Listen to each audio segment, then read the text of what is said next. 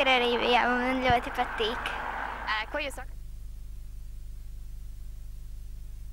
Nu, kā aiziet jūrā? Ļoti aizkustinoši.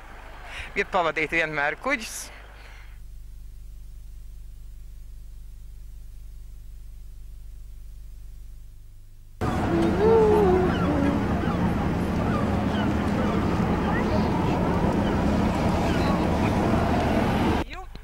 Es biju uz brazīliešu un biju uz miru.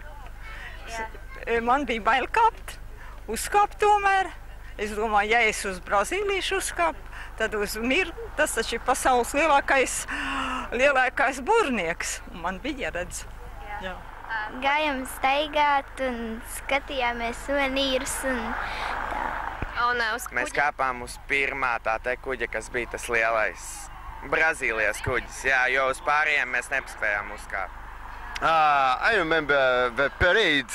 We were going through the street with orchestra, very good mood, so very good impressions. Что-то особенное с этих дней? Конечно. Я был связан с морем каким-то образом, судоремонту, ходил в моря. Мне это все приятно видеть. И мне приятно видеть дружбу моряков.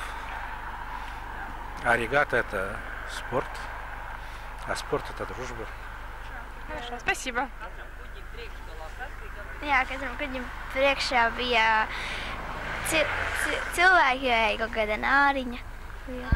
Jā, un kurš... Man jau bija jāskatās, jo galvenais, kas uz to brazīliešu kuģi, es domāju, ka man kas notiek, jo tas kuģis šitien tā, jūs saprotat, un es domāju, ka es pat līgojos, ka man ir slikti, bet izrādījās, kad uz viņiem. Kas tur vislabāk atmiņā palika?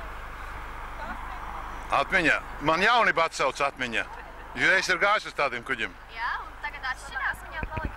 Tas visas lielās stūras, bija tāda kajīta lielā, un tur ļoti skaisti izstījās viss. Jā, kā tur izstījās? Tur bija tāds liels zils kuģa, tāds plakāts uztaisīts, un izstījās, ka tiešām no ozola koka vistīrākā uztaisīts viss. Jā. Katra kuģotāja sapnis. Jā.